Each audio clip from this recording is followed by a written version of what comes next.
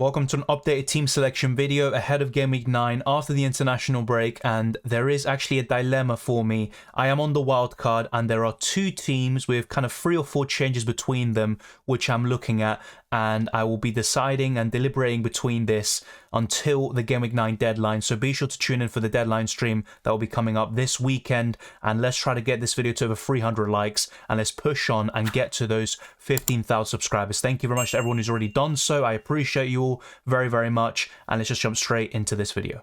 One position that's fairly locked in is the goalkeeper position, and that is Nick Pope.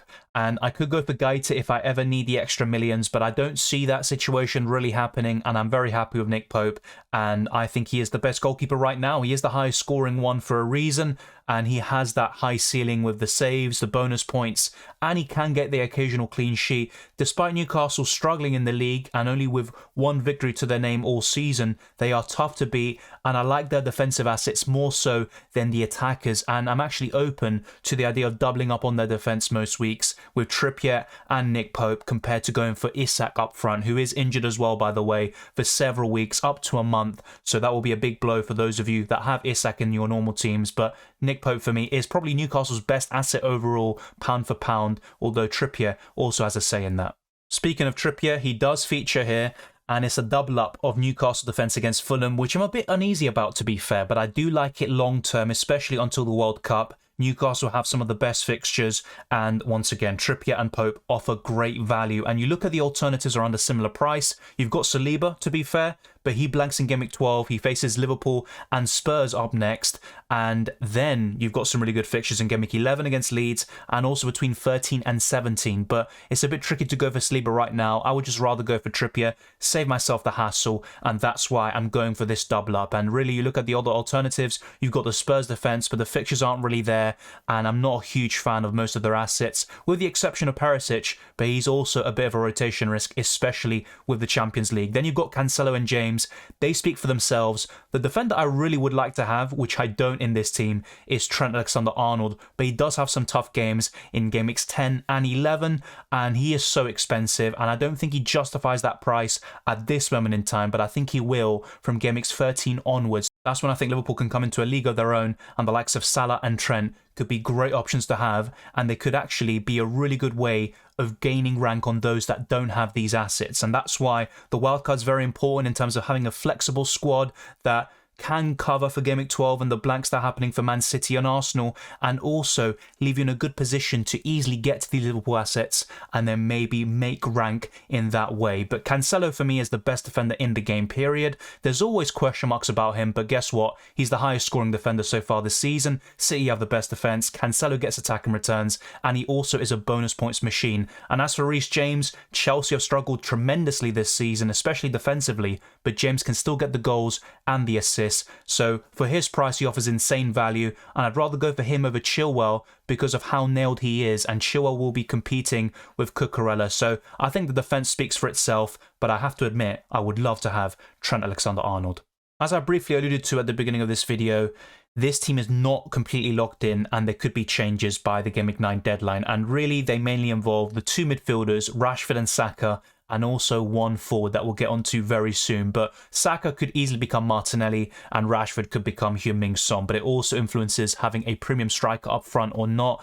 And then you have Maddison and Zaha. I think they're locked in and they have the fixtures. They also have the form, not just this season, but also in the last campaign, especially in this calendar year in general. And Zaha's on penalties. And it's just so much to like with these 2 assets. I think they are actually even better than Saka, who's another one who has been quietly going about his business. And he has returns in every single game since Game Week 4. And he has been one of the best midfielders to own in the month of September. So something definitely to think about. Rashford has also been really impressive, especially in the big games against Arsenal and Liverpool, and I don't mind starting him against Man City, to be honest, because I think he can get a bit of joy against another high line, and he will be United's focal point in terms of really attacking and endangering that Manchester City defence. So let me know what you think. This midfield looks really, really good despite not having a premium midfielder, but I have to admit, when you compare the kind of structures and 2 premium forwards or having 1 premium midfielder and attacker, I do think the premium midfielder and attacker makes more sense. But I have to say, I really like this squad,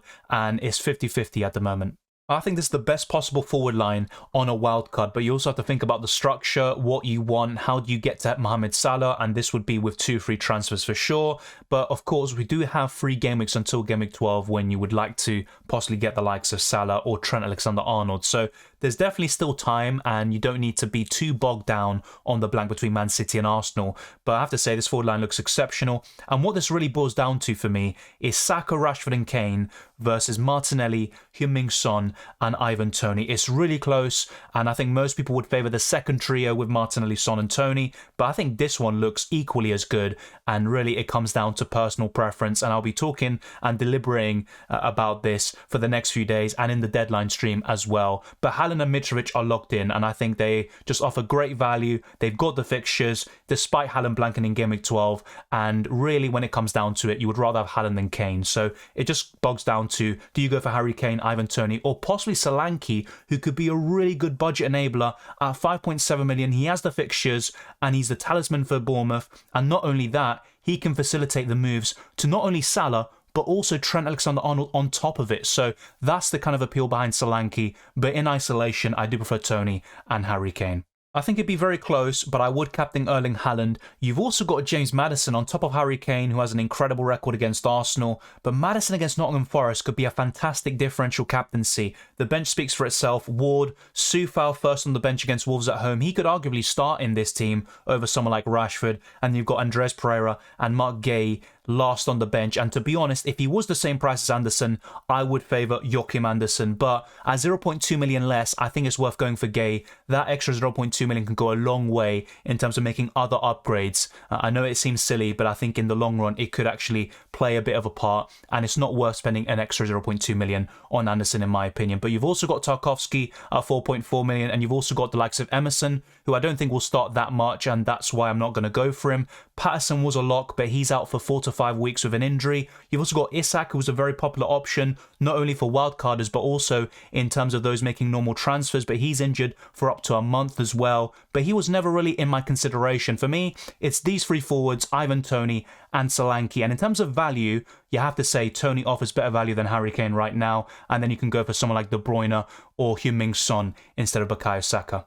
And speaking of that, that's how this team would look like if I go for the likes of Son, Martinelli and Toney instead of the other trio, which is really what it's going to come down to in terms of my wildcard team. I think the rest is fairly locked in, especially the likes of Nick Pope, Trippier, Cancelo, James, Maddison, Zaha, Haaland and Mitrovic. The rest, you could say is interchangeable, but I do like Andres at 4.5 million, so I guess he would also be quite locked in, so to speak. And then someone like Ward or Iverson. I would also love to say Begovic, but Pickford could be back as soon as Game Week 9 or 10.